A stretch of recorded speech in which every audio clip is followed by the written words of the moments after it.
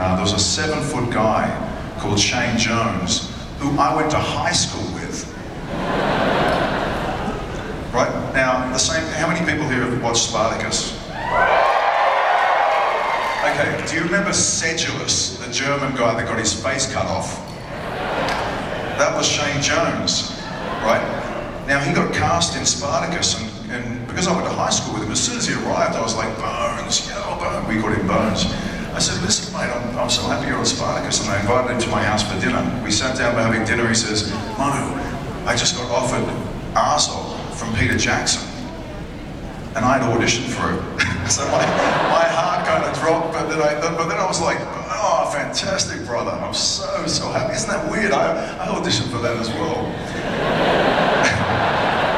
And he went down there and he spent 1.5 years shooting The Hobbit. If you go into a YouTube clip called The Making of Azog, you'll see him in a suit. So basically, Azog originally was a suit-driven character. Now, when Peter Jackson got to the editing booth at the end of all of the shooting, in Lord of the Rings, when you saw an orc, it had a mask, and its eyes were sort of sunken back a little bit. It's really hard to get the edges on it, and the teeth were kind of like...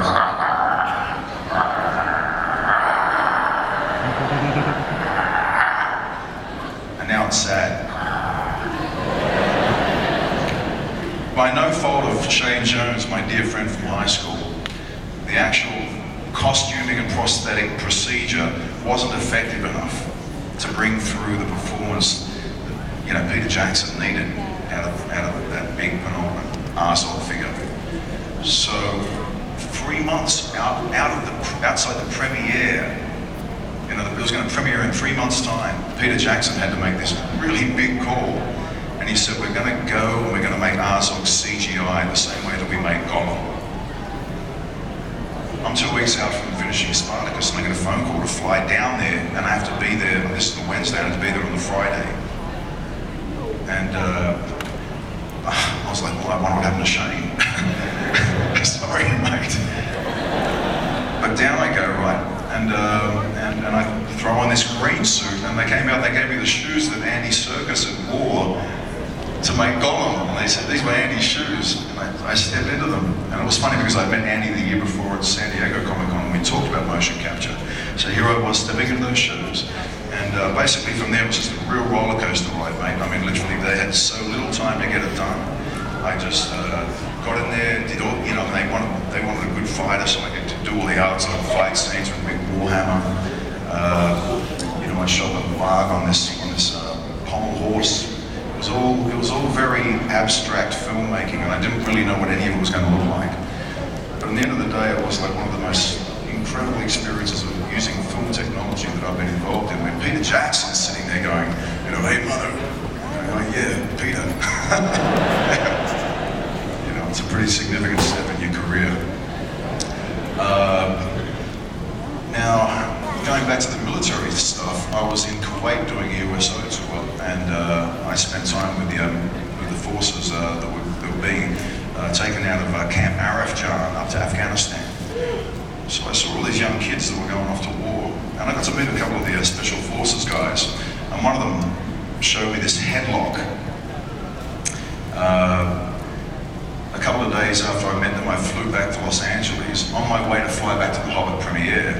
It's become convoluted, but on the last day I got asked, my manager rang me and said, what time's your flight to New Zealand? And I said, it's 3 o'clock. She said, can you be at this audition for Arrow? And I said, well, it's 10 o'clock. She goes, can you go there right now? My suitcases. I said, yeah, okay, I'll go there and then to the airport. And so I got there and I had jet lag. And the military boys were all drinking 5-hour energy drink over in Kuwait. If you're stuck in a battle, you can't go to sleep. These guys are they have this on hand. So here I was going into battle for an audition. And I remember just sort of feeling this bit of jet lag as I got to, I didn't feel like the energy. I went, those boys gave me that jet. I owe this role to these special forces guys. I went, they gave me that 5-hour energy drink. So I got it out and I chunked this thing down. And I walked into this casting agency and it started hitting me immediately.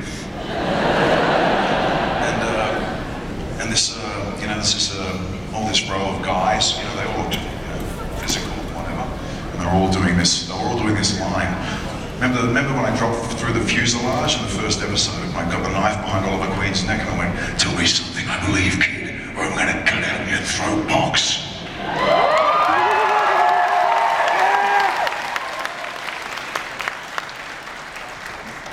And I'm reading that line, I can hear all these guys doing it in varying degrees, like some guys and they're going, "I'm gonna cut out your throat!" You know, and I went, he's not gonna get the role.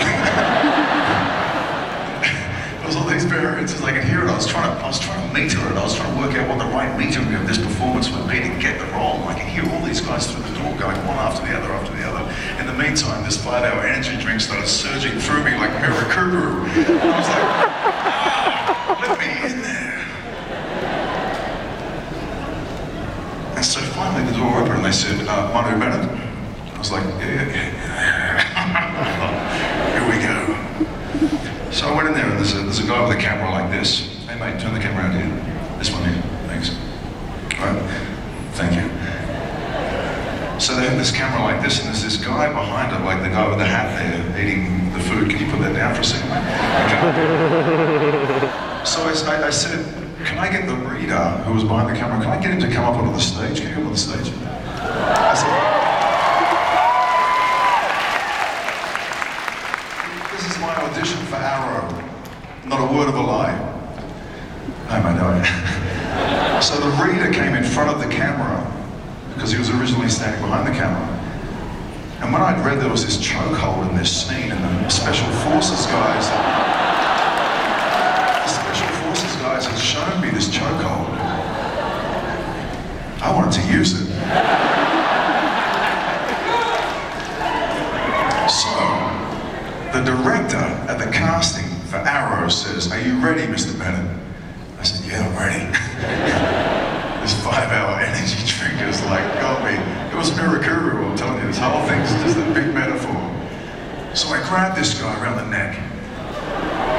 And as I started the scene, and I got to the point where I had to go, "You got 10 seconds to tell me something I believe, kid, or I'm gonna cut out your throat box." At that point, do you mind just pretending to do this? The guy collapsed onto the ground, out cold.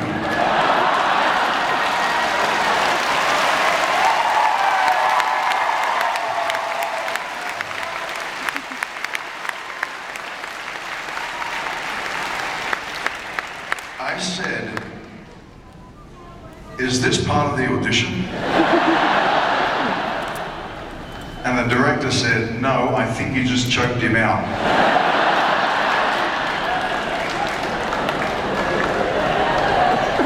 And I went, "Are you okay, kid? Really? Are you okay?" And the kid went, "Oh, yeah, I just passed out." I just passed out. And so I helped him up.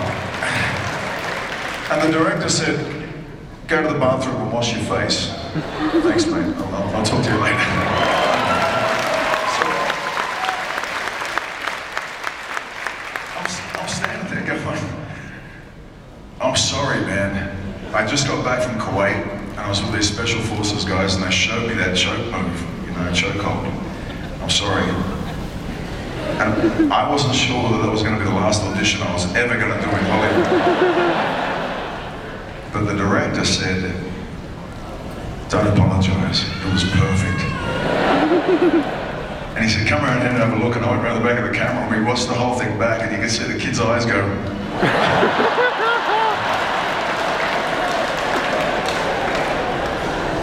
Now I left the casting studio, my heart was pumping and I rang up my agent and I said, "I choked the guy out." She was like, "What?" I said, "Yeah, but they loved it. I'm telling you, they loved it."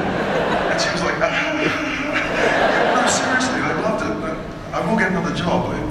Like, or whatever, I don't know. They said they loved it, they're going to send us to the studio. So I went and jumped on a plane and I went over to New Zealand and I went and saw the first Hobbit movie. And at the after party, you know, I partied with Peter Jackson, all those guys, Kate Blanchett, met them all for the first time. And I went back to the hotel and, you know, I'd had a pretty big night. And